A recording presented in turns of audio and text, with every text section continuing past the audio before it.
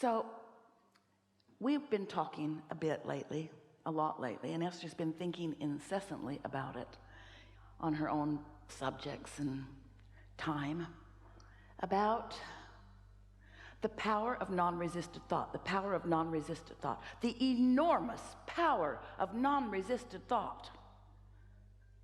I want this, I want that, I would like to have that, but no power in that. And the reason that there's no power in it is because you killed the momentum right away. Oh, lovely, but I would really like to have that, but. So no momentum. So let's just say that power is momentum, and that momentum is power, and that power is non-resisted and momentum is non-resisted. So the more you allow a thought to flow without resisting it with the contradictory thought, then the more speed it picks up, the more energy it attracts, the more its bigness happens, the more its power happens, the more the force of it happens. Are you getting the sense of what we're talking about?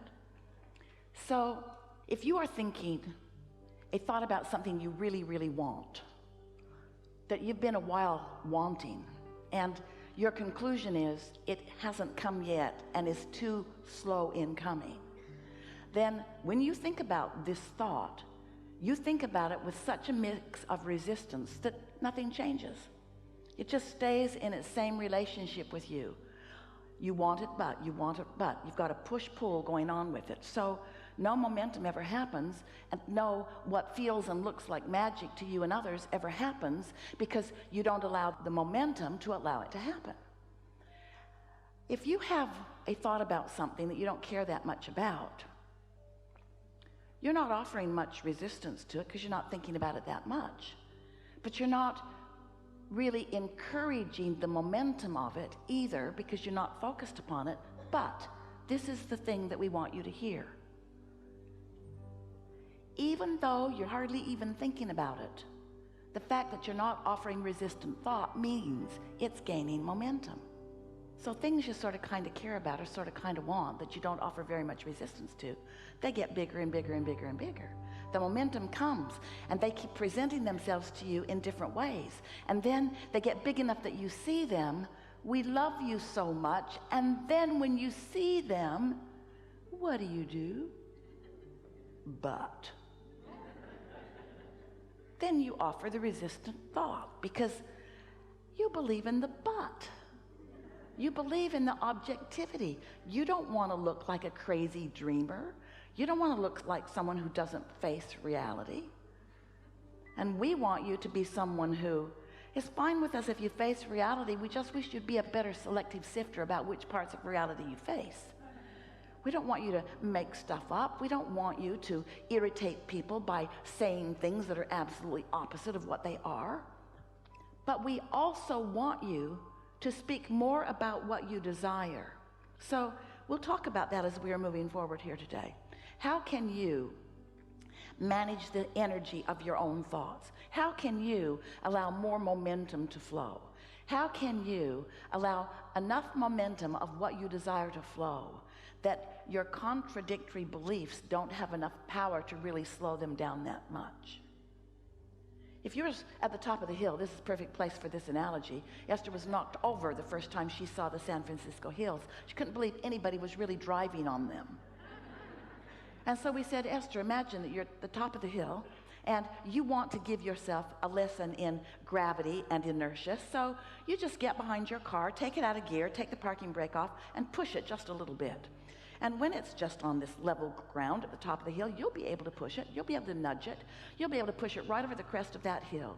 So Esther thought about what that would be like. And she realized that because of the laws of the universe, because of the laws in place about gravity and inertia, that car would get rolling fast enough that no resistance that she could then offer could stop it. Oh, if she's at the top of the hill and it's just barely beginning to roll, she could step out in front of it and it bumps up against her because not much momentum is moving yet, yes? So she could stop it with her own body. It would hardly hurt at all.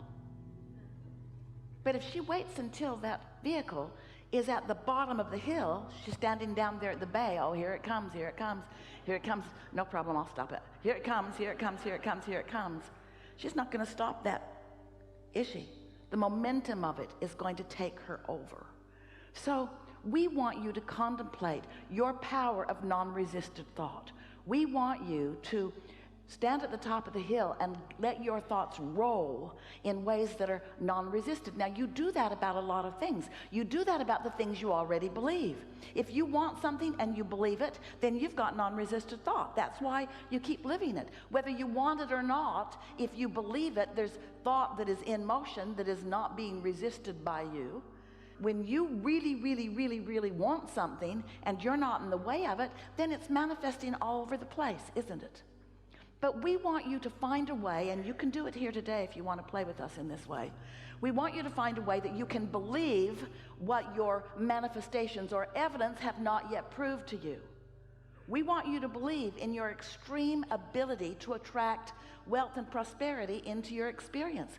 We want you to believe in solid relationships that feel good all day, every day. We want you to believe in a physical body that feels good, that's vital and alive and regenerating.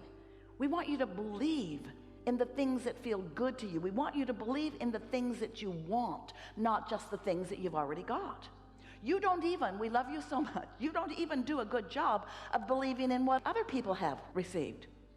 You just make stuff up. Well, they got it because look at that wonderful life that that person is living, but they inherited it. Lazy.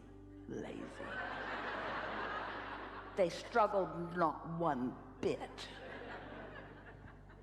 They don't deserve it. And we say, they deserve it. Esther had the most wonderful experience with her family the other night around a table. They play games every now and again. If you were on a desert island, what would you bring? What's the one thing that you would bring? Such a fun game.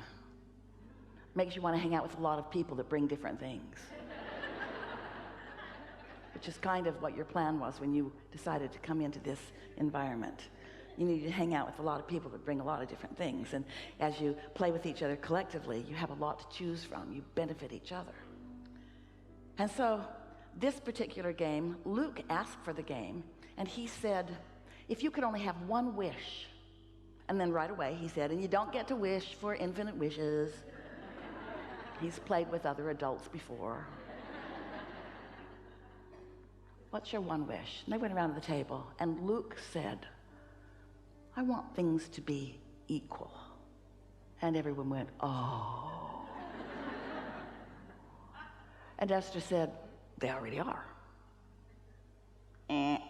Nobody wants to buy that. Because it doesn't look equal. And Esther knew it wasn't the time to explain that source energy is aware of everyone equally and flowing to everyone, and that the abundance is raining down, and that